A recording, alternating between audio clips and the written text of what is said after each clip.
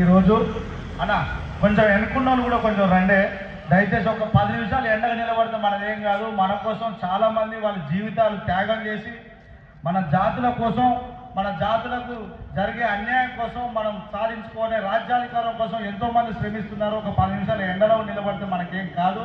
మన జాతి నాయకుడు ఆయనకు ఆరోగ్యం బాగాలేకుండా రాష్ట్రం మొత్తం, జిల్లా జిల్లా, నియోజకవర్గం, మండలం, గ్రామం గ్రామం తిరిగి కూడా ఇలా మన కటకం నరసింహారావు గారు బీసీల చైతన్యం కోసం మన కోసం త్యాగం చేస్తున్నాడు. మనం ఒక 10 నిమిషాలు త్యాగం చేస్తే పోయేది ఏం లేదు.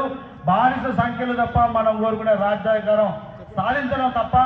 దయచేసి ఏదైతే బీసీల చైతన్యం కోసం, బీసీల రాజ్యాధికారం కోసం ఎక్కడ ఉన్నా బీసీలు అందరం ఒకటే, బీసీలో ఉన్న కులాల ఐక్యత కోసం ఇక్కడ ఏర్పడినటువంటి మన అందరి ఆలోచన, బీసీలో ఉన్నటువంటి 100 కులాల ఐక్యత, 100 కులాల ఆచరణలు అన్ని కలిపి, వాళ్ళ ఆలోచనలు అన్ని కలిపి ఒకటే ఆలోచన చేసి, అది మంచి ఆలోచన చేసి మన రాజ్యాధికారం వైపు మళ్లించే ఆలోచన చేసేదే మన ఆలోచన సాధన సమితి అని చెప్పి ఆ కార్యక్రమంలో బీసీల చైతన్యం కోసం రాష్ట్రం మొత్తం బలపం కాళ్ళకు కట్టుకొని తిరుగుతున్నటువంటి రాష్ట్ర వ్యవస్థాపక అధ్యక్షుడు కటకం నరసింహారావు గారికి, అదేవిధంగా ఈ ఉమ్మడి నల్గొండ జిల్లా బీసీలు కానీ, ఎస్సీలు కానీ, ఎస్టీలు కానీ, మైనార్టీలు కానీ, బడుగు బలహీన వర్గాలు కానీ, మహిళలు కానీ, రైతులు కానీ, యువతర కానీ అందరికీ ఉద్యమాలను నేర్పించి ఇక్కడ తిరుమలగిరి కేంద్రంలో ఒక ఉద్యమ ఉపాధ్యాయుడిగా ఉన్నటువంటి సామాజిక తెలంగాణ మహాసభ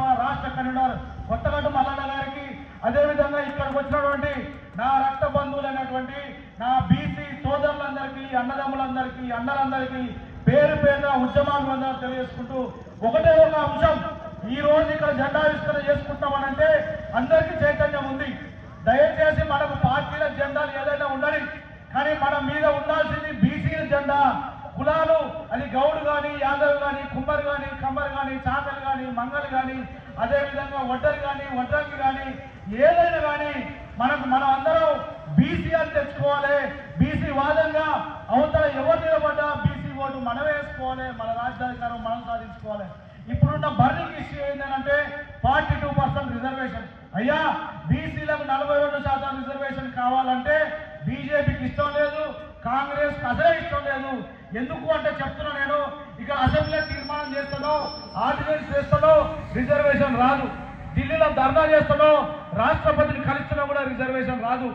ఎవరైతే బీసీలకు అనుకూలం అని చెప్పి బీజేపీ అధికార పక్షంలో ఉన్నది, కాంగ్రెస్ పార్టీ ప్రతిపక్షంలో ఉన్నది పార్లమెంట్లో. అదేవిధంగా అధికార పక్షంలో ఉన్నటువంటి బీజేపీ తలుచుకుంటే రాజ్యాంగంలోని ఆర్టికల్ 243D ప్రకారం సబ్ క్లాస్ సిలో బీసీలు రిజర్వేషన్ చేసుకోవచ్చు రాష్ట్రాలలో ఉంది. దానికి ఒక లైను, బీసీలు రిజర్వేషన్ చేసుకోవచ్చు రాష్ట్రాలలో వారు ఎంత జనాభా ఉంటే అంత రిజర్వేషన్ చేసుకోవచ్చు అని ఒక చిన్న లైన్ పెడితే మన 42 రిజర్వేషన్ వచ్చేస్తుంది.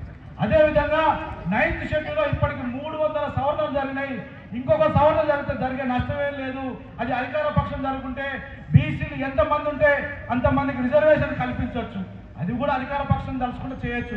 ఇక ప్రతిపక్షం తలుచుకుంటే పార్లమెంట్లో ఒక అమెండ్మెంట్ పెట్టవచ్చు, ఇది చేయాలని. ఈ ధర్నాలో దీక్షలు చేస్తే రాదు. ధర్నాలు దీక్షలు చేయాల్సింది మనలాంటి బీసీల నాయకులు, బడుగు బలహీన వర్గాల నాయకులు. కానీ అధికార పార్టీలో ఉన్నోళ్ళు, ప్రతిపక్షంలో ఉన్నోళ్ళు ధర్నాలు దీక్షలు చేస్తే కాదు. రాజ్యాంగం ప్రకారం పోతే బీసీల రిజర్వేషన్ వస్తుంది కాబట్టి ఆ రకంగా చేయడానికి అధికార ప్రతిపక్ష పార్టీలు లేవు. కాబట్టి కటకం నరసింహారావు గారి నాయకత్వంలో రాష్ట్రం మొత్తం అడుగు అడుగున అగ్గిరవ చేసినట్టు బీసీలు ఐక్యం కావాలి, వాళ్ళ చైతన్యం తెచ్చుకోవాలి, రిజర్వేషన్ సాధించాలి, ఫైనల్ గా రాజ్యాధికారం కూడా సాధించాలి.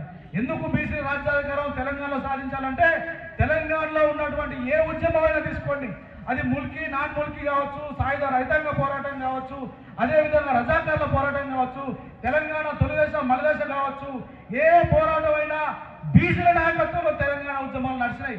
ఉద్యమాలు చేసి సాధించుకున్న తెలంగాణలో అధికారం మాత్రం బీసీలు సాధించాలంటే ఐక్యం కావాలి, వారి చైతన్యం కావాలి. కాబట్టి ఆ చైతన్యం కోసం ఇలాంటి కార్యక్రమాలు గ్రామ గ్రామాన, వార్డు వార్డున మన ఇంటి సభ్యులుగా, మన కుటుంబ పార్టీగా, మన కుటుంబ దావతిగా మనం చేసుకొని జెండావిష్కరణ చేస్తేనే మనం చైతన్యం అవుతాం. కాబట్టి ఇక్కడికి వచ్చిన బీసీలందరికీ ఎస్సీల తరఫున, మరీ ముఖ్యంగా మాదిగ అయిన నేను ఎస్సీల తరఫున, ఎందుకంటే మా మాదిగ ఉద్యమానికి, ఎంఆర్పిఎస్ ఉద్యమానికి, ఇవాళ సాధించుకున్న ఎస్సీ వర్గీకరణ ఉద్యమానికి బీసీల మీ చైతన్యం కూడా మీ రాజ్యాధికారం కోసం కూడా మేము నిలబడాల్సిన అక్కర అవసరం ఉంది, బాధ్యత ఉంది. కాబట్టి నేను ఇక్కడికి వచ్చిన నాకు ఈ అవకాశం కల్పించినందుకు మరొకసారి ధన్యవాదాలు. ఇది అదృష్టంగా భావిస్తూ మీ చైతన్యం కోసం నా వంతు కృషి చేస్తా అని చెప్పి, ఎక్కడ పిలిస్తే అక్కడ వస్తా అని చెప్పి, ఇప్పుడు నరసింహరావు గారి ఆలోచన మేరకు, అన్న మల్లన్న గారు, రామగౌడ అన్న ఆలోచన మేరకు తాడిపావులో కూడా బీసీల చైతన్యం చేసి వారి చేత మన ఆలోచన సాధన సమితి మాస్ ఏదైతే జెండావిష్కరణ చేసి ఇక్కడికి వచ్చినానో, కాబట్టి మీరు చైతన్యం కండి, మీరు రాజ్యాంగాలు తెచ్చుకొని, మీరు ఒకటైతే బీసీలు ఒకటైతే ఎస్సీలను ఎస్టీలను మైనార్టీలను కలుపుకొని రాజ్యాంగాలు మనదే అని చెప్పి సర్దార్ సర్వాయి పాపన్న గౌడ్ గారు నిరూపించరు, మళ్ళా నిరూపించే బాధ్యత మీరు తీసుకోవాలని చెప్పి కోరుకుంటూ ధన్యవాదాలు. జై బీసీ, బడుగు బలైన వర్గాల ఐక్యత వర్ధిల్లాలి. ధన్యవాదాలు.